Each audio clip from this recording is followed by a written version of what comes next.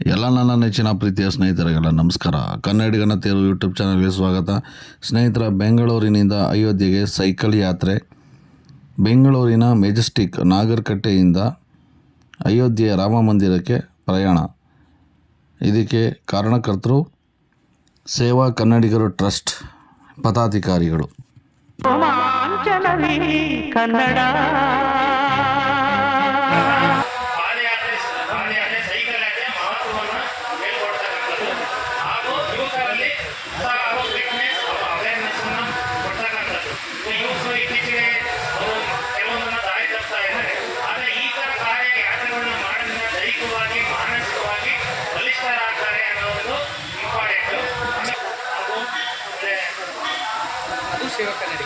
ಸೇವಾ ಕಾರ್ಯ ಮೈಸೂರು ಅವರು ನಮಗೆ ಸೈಕಲ್ ಕೊಡಿದ್ದಾರೆ.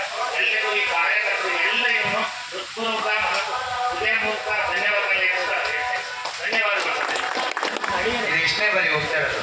ನಾನು 2ನೇ ಬಾರಿ ಹೋಗ್ತಾ ಇದ್ದೀನಿ ಸೈಕಲ್ನಲ್ಲಿ. 2 ಸೈಕಲ್ ಮೊನ್ನೆ ತಿರುಪತಿಗೆ ಸುಮಾರು ಯಾತ್ರೆ ಹೋಗಿದ್ದೆ ಸೈಕಲ್ನಲ್ಲೇ. ಎಷ್ಟು ಆಯಿತು? 15 ಡೇಸ್. ಒಂದು ದಿನಕ್ಕೆ ಎಷ್ಟು ಕಿಲೋಮೀಟರ್ ಕೊಡ್ತೀವಿ? 100ಇಂದ 110 ಕಿಲೋಮೀಟರ್ಸ್ ಕೊಡ್ತೀವಿ. ಒಂದ್ಸತಿ 15 ದಿನಗಳ ಕಾಲ ಹೋಗಿ ಬಂದಿದ್ವಿ. ಹಾಗೆ ಹುಷಾರು, ಒಳ್ಳೆಯದಾಗಿ ಹೋಗ್ಬಿಟ್ಟು ಬನ್ನಿ. ಹಾಗೆ ಇದ್ರ ಬಗ್ಗೆ ಲಕ್ಷ್ಮಣ್ ಜಿ ಅವರು ಅಲ್ಲಿ ಒಂದು ರೂಲ್ಸ್ ಇದೆ, ನಾನು ಮಾತಾಡಬಾರ್ದು, ನನ್ನ ಕೆಲಸ ಮಾತಾಡಬೇಕು ಅಂತ. ಅದಕ್ಕೆ ನಮ್ಮ ಗೌರವಾಧ್ಯಕ್ಷರು ಮಾತಾಡ್ತಾರೆ, ನಾನು ಮಾತಾಡೋದಿಲ್ಲ. ನಾವು ಬಂದಿದ್ದೇವೆ, ಗನ್ನು ಮೈಕ್ ಮಾಡ್ಕೊಳ್ಳಿ, ಮೈಕ್ ಗನ್ನು ಮಾಡ್ಕೊಳ್ಳಿ. ಸೇವಾ ಕನ್ನಡದಷ್ಟು ಇತ್ತೀಚೆಗೆ ಅದು ನಡೆಯಾಯಿತು ನಿಜ. ಅದು ತುಂಬ ಕೆಲಸಗಳು ಮಾಡ್ತಾ ಬರ್ತಾರೆ. ಇದು ಸಶಸ್ತ್ರ ಪಡೆಯ ಒಂದು ಅಂಗ ಆಗಿದೆ. ಇಲ್ಲೇ ಹುಟ್ಟಿ ನಾವು ಇದರ ಒಂದು ಕೊಂಬೆ ರೆಬೆಗಳಾಗಿ ಇದನ್ನು ನಡೆಸ್ಕೊಂಡು ಹೋಗ್ತಾ ಇದ್ದೀವಿ. ಇದು ಕೆಲಸ, ಇದರ ಉದ್ದೇಶ, ಇದರ ಗುರಿ ಏನಿದೆಲ್ಲ ರಕ್ಷಣೆಪಡಿಸೋದು ಅದೇ ಸೇವಾ ಟ್ರಸ್ಟ್. ಇದರ ಅಂಗವಾಗಿ ನಾವು ನಮ್ಮ ಶ್ರಮದ ಒಂದು ಅಂಶವನ್ನು ಧರ್ಮಕ್ಕೆ ಕೊಡೋಣ ಅಂತ ನಾವು ಈ ದೇವಸ್ಥಾನಕ್ಕೆ ಹೋಗ್ತೀವಿ, ಮಠಕ್ಕೆ ಹೋಗ್ತೀವಿ, ಆ ಹುಂಡಿಗೆ ಹಣ ಹಾಕ್ತೀವಿ. ಯಾರು ದಯವಿಟ್ಟು ಹುಂಡಿಗಳಲ್ಲಿ ಮತ್ತು ಮಠದಲ್ಲಿ ಹಣ ಕೊಡಬೇಡಿ. ಹಣ ಕೊಡೋದಾದ್ರೆ ಹಿಂದೂ ಹೋರಾಟಗಾರರಿಗೆ ಕೊಡಿ. ಇವರು 10 ದೇವಸ್ಥಾನ ಉಳಿಸ್ತಾರೆ, 3 ದೇವಸ್ಥಾನ ಉಳಿಸ್ತಾರೆ. ಇದು ನನ್ನ ಸ್ವಂತ ಯೋಚನೆ ಮಾಡಿದ್ರು. ಅಲ್ಲಿ ಹಾಕೋ ಹಣ ಅದು ಇಲ್ಲಿ ಹೋಗುತ್ತೋ, ಯಾರು ತೋರಿಸ್ತಾರೋ, ಯಾವ ಸಮುದಾಯ ಬೆಳವಣಿಗೆ ಹೋಗುತ್ತೋ ಈ ಸರ್ಕಾರ ನಮ್ಗೆ ಗೊತ್ತಿಲ್ಲ.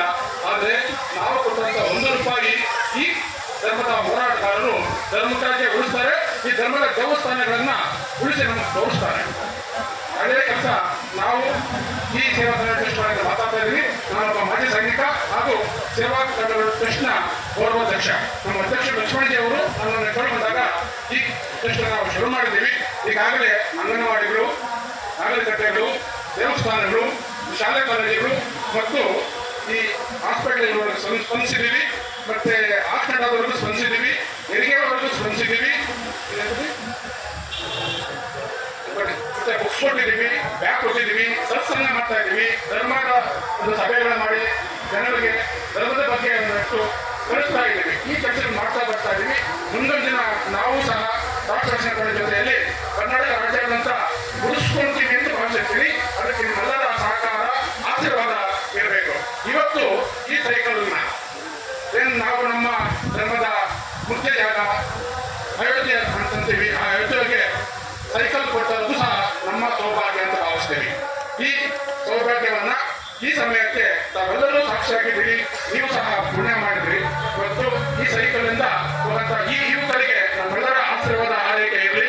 ಇವರು ಹೋಗುವ ದಾರಿಯಲ್ಲಿ ಇವರಿಗೆ ಯಾವುದೇ ಇವರ ಸೈಕಲ್ ಯಾತ್ರೆ ಯಾವುದೇ ತರಹದ ತೊಂದರೆ ಇಲ್ಲದೆ ಯಶಸ್ವಿಯಾಗಲಿ ಎಂದು ಪ್ರಾರ್ಥನೆ ಮಾಡೋಣ ಭಗವಂತನಲ್ಲಿ. ಈ ವಿಡಿಯೋ ನಿಮಗೆ ಇಷ್ಟ ಆದರೆ ದಯಮಾಡಿ ಶೇರ್ ಮಾಡಿ, ಸಬ್ಸ್ಕ್ರೈಬ್ ಮಾಡಿ, ಲೈಕ್ ಮಾಡಿ. ಜೈ ಹಿಂದ್, ಜೈ ಕರ್ನಾಟಕ ಮಾತೆ. ಸರ್ವಜನ ಸುಖಿನೋ ಭವಂತು.